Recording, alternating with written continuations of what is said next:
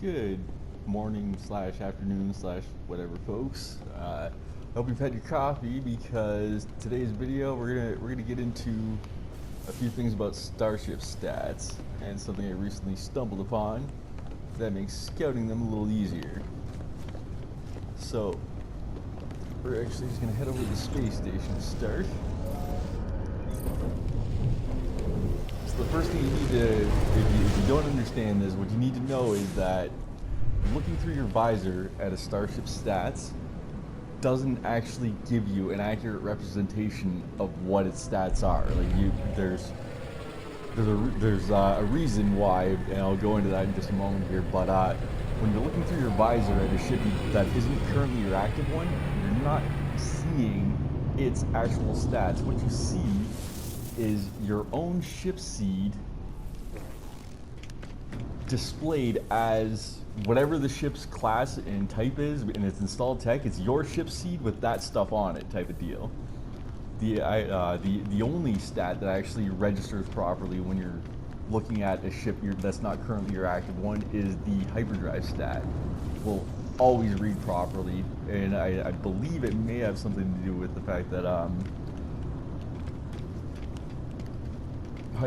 the range stat isn't directly anchored off of your core maneuver, because when you upgrade a ship's class, its damage bonus, its shield bonus, and its agility bonus are all directly correlate with the core maneuverability stat of whatever it is you upgrade. So anyways, just to start here, we're going to take a look at this. My exotic 436.9 core maneuverability. So let's see what happens when we look over here. We're looking at a B-class fighter, and it's saying 389.3 core for a B-class. But what's then going to end up happening is I'm going to buy this ship, and that's not going to stay the same. So when I actually negotiate and buy this, now this is my active ship. So we had 436.9 was the core maneuver of that, but now that this is my active ship,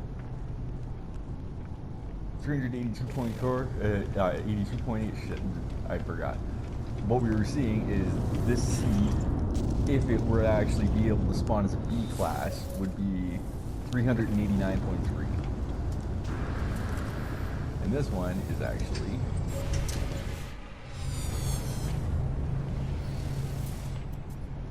382.8, so you get a difference of like 7 core maneuverability there, because the squid is the top of the line, like this, the top maneuverability bracket for exotics, and for ships, box thrusters are the top tier, but it's I believe they can fall within a bit wider range. But anyways, so that proves the initial point where, again, if I look at, now if I look from, I own this, if I look at the exotic, I'm going to see this ship seed, when it's at S class, is going to have 427.8.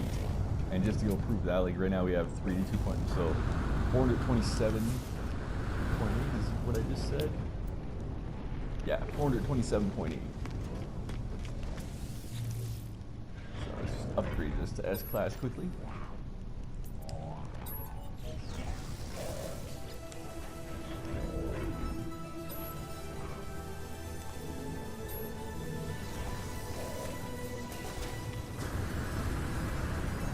Get 427.8 exactly as predicted. And literally, I've known about this for a long time, but this whole like looking at it and using it to predict one ship, like the ship you just acquired, its stats based on looking at the ship you brought in, I never realized until recently that this is highly effective and useful as long as you know what the maximum core maneuverability is of whatever you're flying. This lets you rate literally the core maneuverability of any ship at any class, what it's going to be like at S class. You can judge it based on this. So a squid or an exotic has a maximum of 445 core maneuverability. It's shared with fighters, explorers, and soldiers. So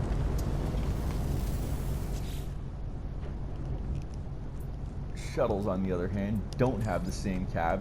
These ones cap at 330, but the thing that is really cool about this is the difference in core maneuverability for the same seed applied to two different types of ships. The core maneuverability it's not a multiplier function, so it's not going to be like a shuttle is X amount of percentage of the core maneuverability stat of an exotic. It's literally just addition and subtraction, where the exotic has 445 as its cap, the shuttle has 330 as its cap, so if you just subtract 115 from whatever the cap is,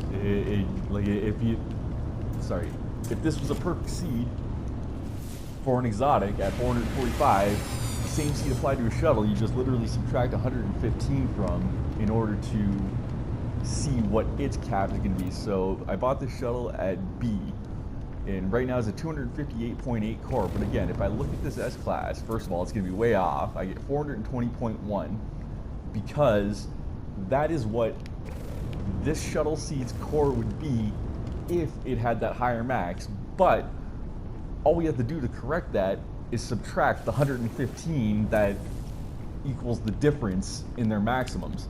So 420.1 minus 115 should give us 305.1 as this thing's S-Class core maneuverability. So we're going to go check that really quick. If I upgrade this way, so again, 305.1 is the target. If upgrading the S-Class puts the shuttle there, then I'll prove the point. And don't worry, I am actually going to include the stat values and such that are relevant to this in the description for the video when I upload it.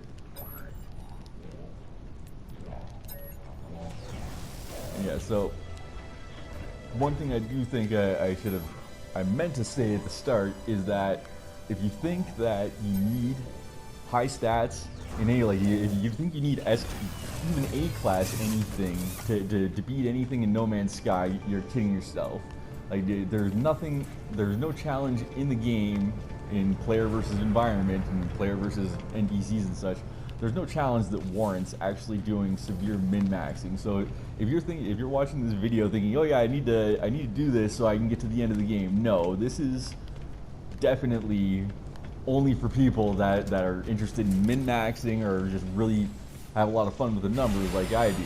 But again, you can make yourself so overpowered to the challenges in this game so early on that this is really just beyond overkill if you're thinking that, oh yeah, I need to do this for day-to-day play. No, you really don't. Oh yeah, crap, I was supposed to look at the maneuverability of this over here. I get distracted explaining that. So yeah, 305.1 maneuverability. If that's what we pull out of this thing, then it proves the point. And there you go, 305.1 core maneuverability, just as predicted. And you can do it in reverse again. If, say, I wanted to know, actually, the exotic's a bad example, but if I wanted to know, I already upgraded this to S-Class, didn't I? Yeah. Here, let's scrap something and get something else to experiment on.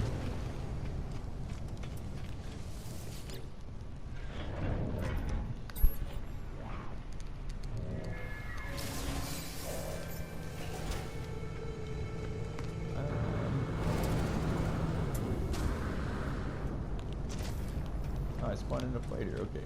So yeah, if I wanted to know what this fighter seed would roll as a shuttle, I could. By doing the reverse. So we get a stat out of 445 for its maneuverability. It's 405.0, nice and even. But again, looking at an S-Class shuttle now, 290, because it is exactly 115 lower as a shuttle. Your interceptors actually have lower core maneuverability than shuttles do at 302.5, and living ships and haulers are obviously the worst at 250.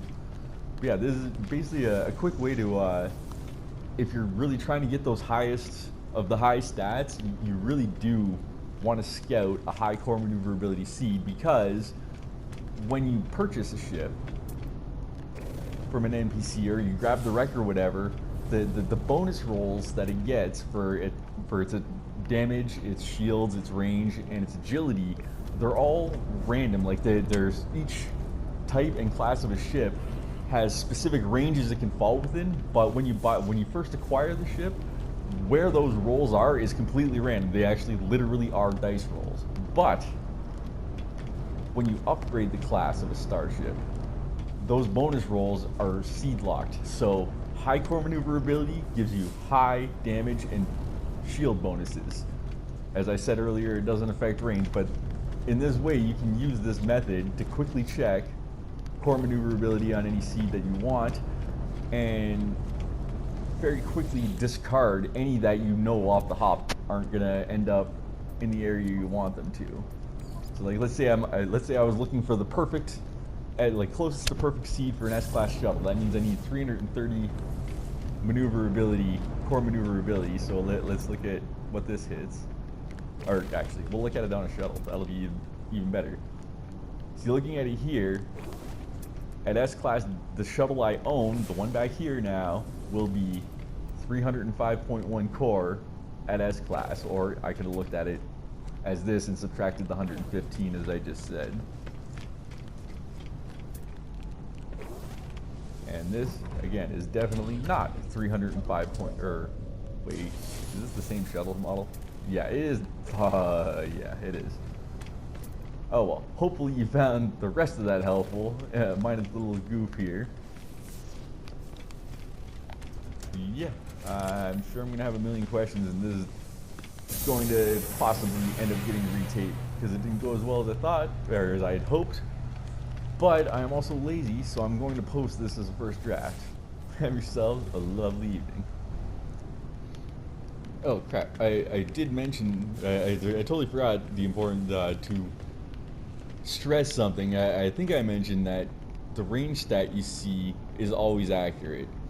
And that is almost entirely useless when we're talking about class upgrade stats because, first of all, that stat is going to include the random number generation for the range bonus roll that you get when you look at ships you don't own for it. So this 111.8, when I buy this hauler, it will have that 111.8 range stat.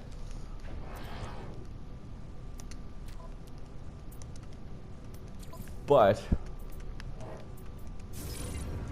even though it will, that isn't indicative of the bonus rolls that it's going to get as you upgrade its class. So the only thing that this is really going to be useful for is people that want to try to scout natural S-class explorers with a high range bonus roll. What you can do is literally just watch any explorer land that's S-class, look through the visor, and instantly tell, oh, either it does have 221.0 light years, which is going to be the maximum vanilla range for a base hyperdrive on an explorer, or it doesn't, and you can just ignore it entirely.